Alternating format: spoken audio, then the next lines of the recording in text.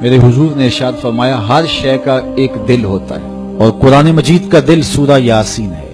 جس نے ایک مرتبہ سورہ یاسین کی تلاوت کی اللہ 10 مرتبہ قرآن پڑھنے کا ثواب عطا کرے گا، اور کتنا بڑا اجر ہے۔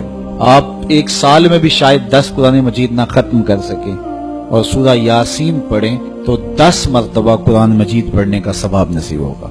تو اپنی صبح کا آغاز سورہ یاسین سے کیا کریں، نماز فجر کے بعد اشراق تک سورہ یاسین پڑھ لیا کریں۔ سورہ یاسین اگر آپ پڑھ کے اپنے دن کا آغاز کرتے ہیں، آپ کا سارا دن خیر سے گزرے گا۔ اس دن اگر کاروبار کریں گے تو برکت ہوگی، اس دن بہت ساری بیماریوں سے، آفات و بلیات ارضیہ اور سماویہ سے بچے رہیں گے، لوگوں کے شر سے، حادثات سے محفوظ رہیں گے۔ میرے حضور نے ارشاد فرمایا قرآن مجید میں ایک سورت ہے جس کی 30 آیات ہیں، اگر کوئی شخص اس کی تلاوت کرتا ہے تو وہ سورت پڑھنے والے کی شفاعت کرتی ہے، اور اتنی بار شفاعت کرتی ہے کہ اس کو بخشوا کے چھوڑتی ہے۔ وہ سورت کون سی ہے؟ وَهِيَ تَبَارَكَ الَّذِي بِيَدِهِ الْمُلْكُ، یہ سورۃ الملک ہے، 30 آیتیں ہیں۔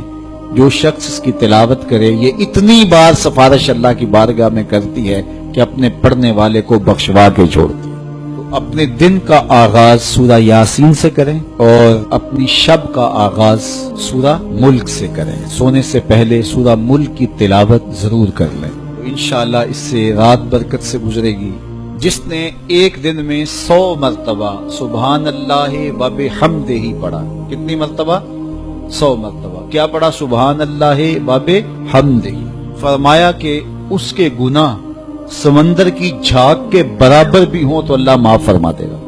تو یہ اپنے وظائف میں شامل کر لیجئے، سبحان اللہ و بحمدہ۔ اور حدیث بخاری ہے کہ 2 کلمے ایسے ہیں جو اللہ کو محبوب ہیں اور زبان پر مشکل نہیں، زبان پر بڑے آسان ہیں، اور جب میزان پہ رکھے جائیں گے تو پلڑے کو جھکا دیں گے، بڑے بھاری ہیں میزان پہ۔ وہ 2 کلمے یہی ہیں، سبحان اللہ و بحمدہ، سبحان اللہ العظیم۔ تو اگر اس کو 100 مرتبہ روزانہ پڑھے تو سمندر کی جھاگ کے برابر بھی گناہ ہو تو اللہ معاف فرما دیتا ہے۔ دین کی بات پھیلانا صدقہ جاریہ ہے، ثواب کی نیت سے ویڈیو کو شیئر ضرور کیجیے۔ جزاک اللہ۔